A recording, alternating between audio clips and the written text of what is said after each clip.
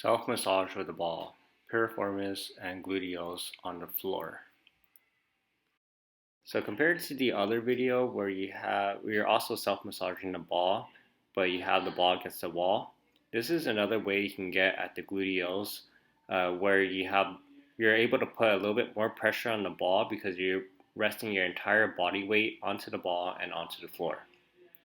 So you're going to place the ball onto one butt cheek and then rest using your arms. You're going to push your weight up and down against the ball until you feel release.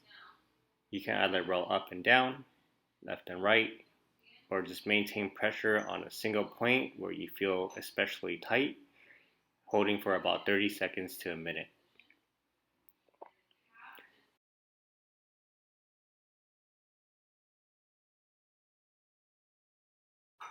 You can also just hold that one position and move your leg in and out as shown here.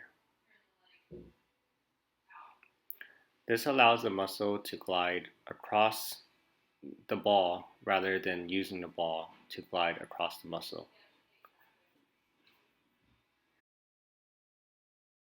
Here's another variation where you could also turn the leg outwards, like you're opening up like a clamshell onto the ball.